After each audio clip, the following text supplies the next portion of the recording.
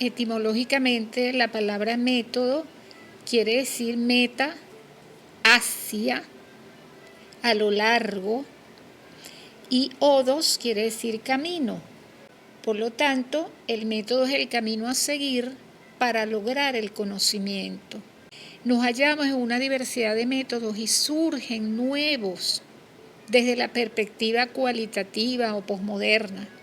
Muchísimos autores, entre ellos Erickson, Eliot, Steinhaus, afirman que esos métodos son levemente diferentes, pero con muchas semejanzas, y son los fenomenológicos, etnográficos, hermenéuticos, estudios de caso, investigación-acción, teoría fundamentada, etnometodología, método crítico, etología, los de las teorías emergentes como la complejidad, la teoría sistémica y el holismo, entre muchos más.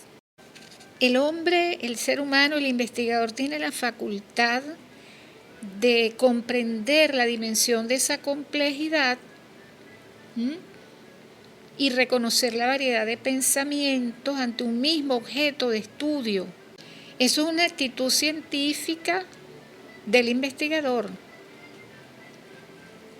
Y la hermenéutica se va rehaciendo ante el hecho investigado en sus diversos momentos con el mismo sujeto. Por eso es que la interpretación o la hermenéutica es de mucha complejidad. Hay una estrecha relación entre sujeto y objeto.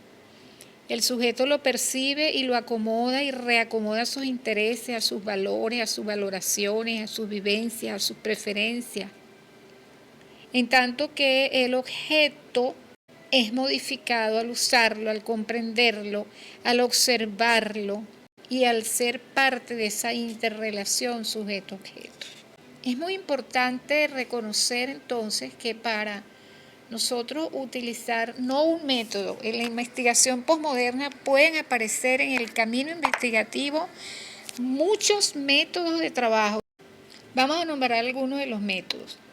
El primer método es el investigador, porque él es el que sabe el camino que va a seguir y lo que se vaya desembocando hasta donde quiere llegar. El número 2, el método metafórico. El analógico o analéptico es aquel que no quiere que lleguemos a posturas extremas, buscando el equilibrio entre la univocidad y la equivocidad. El lógico deductivo, mediante él se aplican los principios descubiertos a casos particulares a partir de un enlace de juicio. Se destaca en este método también, dentro del mismo, el método de la extrapolación.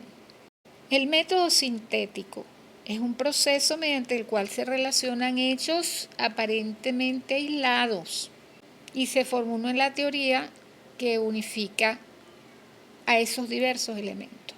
El método sistémico es aquel que está dirigido a modelar el objeto mediante la determinación de sus componentes y la relación entre todos ellos. Por lo tanto, también es dialógico. El método histórico, el que está vinculado al conocimiento en las distintas etapas y sucesiones cronológicas. El método dialéctico, las características esenciales es que combina los fenómenos históricos y también combina los fenómenos sociales en continuo movimiento. El método fenomenológico va sumando conocimientos, todo lo va acumulando para luego hacer hermeneusis de esos procesos fenomenológicos complejos. El método hermenéutico es el estudio de la interpretación y de la coherencia interna de los procesos y de los textos. El método de la medición, a partir del cual surge todo el complejo empírico estadístico. Tenemos el hipotético deductivo, que es la observación científica en cuanto a ciencias descriptivas. El método lógico es otra gran rama del estudio científico, aunque es más clásica y de menor fiabilidad.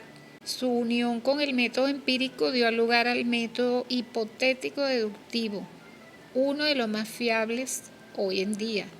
Tenemos el método experimental, considerado por algunos por su gran desarrollo y relevancia en un método independiente del empírico, considerándose a su vez independiente de la lógica empírica.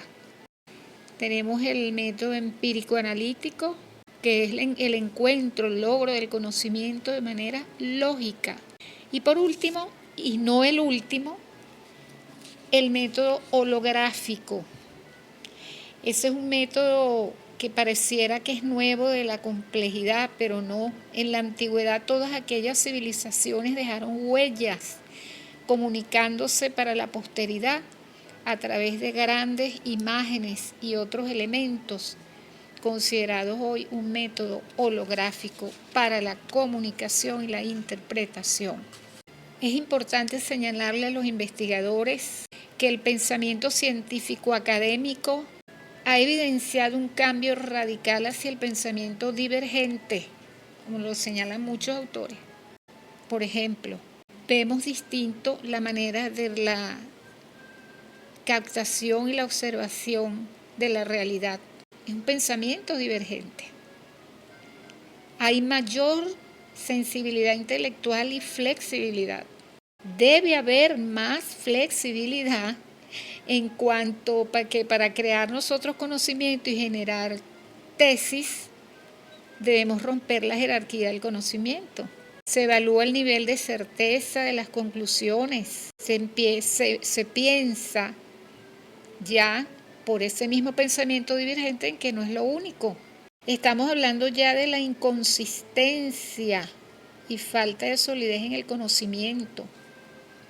Por eso es que la viabilidad en la saturación eidética, en la saturación filosófica para lograr el mundo, el mapa de las categorizaciones y subcategorizaciones y posteriormente la triangulación es importante, muy importante para la validez. Asimismo, se replantean las bases epistemológicas del pensamiento y por ello surgen las conductas posmodernistas, los postestructuralistas, el desconstruccionismo, la desmetaforización, los mismos discursos hermenéuticos.